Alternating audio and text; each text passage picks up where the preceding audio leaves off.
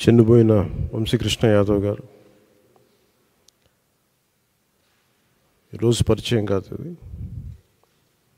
2009 నేను యువరాజ్యం అధ్యక్షులుగా ఉన్నప్పుడు ఆ రోజు నుంచి ఉత్తరాంధ్రలో చాలా బలమైన యంగ్ లీడర్, డైనమిక్ లీడర్. ఆ రోజు నాకు ఆయన ప్రత్యక్షంగా ఆయన చూశాను ఆ రోజున. సో యువరాజ్యంలో ఆయనకి ఆ రోజున ఆయన ఆహ్వానించడం జరిగింది. కోఇన్సిడెంటల్గా మళ్ళీ 2009 తర్వాత మళ్ళీ 2023లో ఎమ్మెల్సీ అభ్యర్థిగా ఉండి కూడా మనస్ఫూర్తిగా ఈ రోజున జనసేన పార్టీలోకి వారు వచ్చినందుకు మనస్ఫూర్తిగా శ్రీ చెన్నుబోయిన వంశీకృష్ణ యాదవ్ గారిని మనస్ఫూర్తిగా ఆహ్వానిస్తున్నాను. వారితో పాటు పార్టీలోకి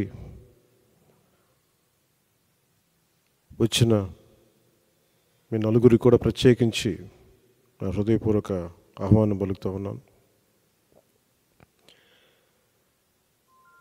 మీ రాక, వంశీకృష్ణ గారి రాక ఉత్తరాంధ్రకి నేను 2009 నుంచి వీరిని చూస్తూ ఉన్నాను. చాలామంది ఆ రోజుల్లో ఇంక్లూడింగ్ తెలంగాణలో కూడా చాలామంది యువరాజ్యంలో ఉన్న వ్యక్తులు చాలామంది కీలకమైన నాయకులు అయ్యారు ఈ రోజున, అటు తెలంగాణలోనూ ఇటు ఆంధ్రాలో. సో ఆ కోవకు చెందిన శ్రీ వంశీకృష్ణ యాదవ్ గారు మనస్ఫూర్తిగా మళ్ళీ ఇంకొకసారి రావటం, ఇందాక ఆయన అన్నట్టుగా తిరిగి సొంత ఇంటికి నేను వచ్చినట్టుగా ఉందంటే మనస్ఫూర్తిగా నేను అదే దృష్టితో చూస్తూ ఉన్నాను. ఇది అలాగే ఆయన వచ్చిన విధానం నాకు చాలా నచ్చింది. ఏ సమస్యల మీద ఇవన్నీ ప్రస్తావించకుండా భావజాలం ఇది మరింతగా ఆకట్టుకుంది. ఆయన పార్టీలోకి రాకముందు చర్చల మీద నేను అర్థం చేసుకుంది. వైఎస్ఆర్సీపీ పాలన గురించి వీటి గురించి ఏమి కాకుండా నేను ప్రత్యేకించి ఇంతకుముందు ఎట్లాగైతే ఆకర్షితున్నాయి నేను 2009లో వచ్చాను, అది కూడా చాలా స్వల్ప తేడాతో ఓడిపోయారు విశాఖ తూర్పు నియోజకవర్గం నుంచి. 2014 కూడా అదే పరిస్థితి.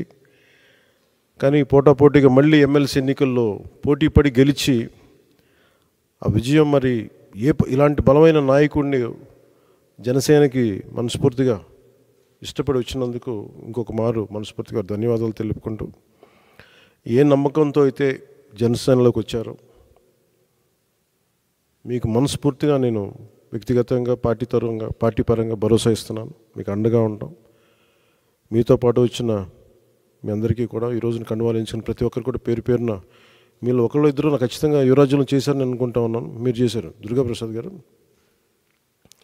సో మీ అందరికీ మరోమారు మనస్ఫూర్తిగా స్వాగతం పలుకుతూ, నేను చూస్తుంది మీకు ఆయనతో పాటు గత దశాబ్దన్నర కాలంగా ఉన్నారు కాబట్టి ఆయనకి ప్రత్యేకించి మీకు చెప్తున్నాను. ఇది ఆయన్ని నేను ఒక నియోజకవర్గం దృష్టితో చూడట్లేదు. అలాంటి బలమైన వ్యక్తులు రాష్ట్రానికి చాలా అవసరం. రాష్ట్ర స్థాయి నాయకుడిగా ఆయన ఎదగాలి. మనస్ఫూర్తిగా దానికి నా వంతు కృషి నేను చేస్తానని మీకు తెలియజేసుకుంటూ, ఆయన నమ్మి మీరు ఇంతకాలం ఆయనతో ఉన్నందుకు మీరు మనస్ఫూర్తిగా భవిష్యత్తులో ఆయనకి మంచి భవిష్యత్తు వేసేలాగా పార్టీ చాలా నిర్మాణాత్మక చర్యలు తీసుకుంటాం. చాలా బలంగా ఆయనకి అండగా ఉంటామని తెలియజేసుకుంటూ, దీనికోసం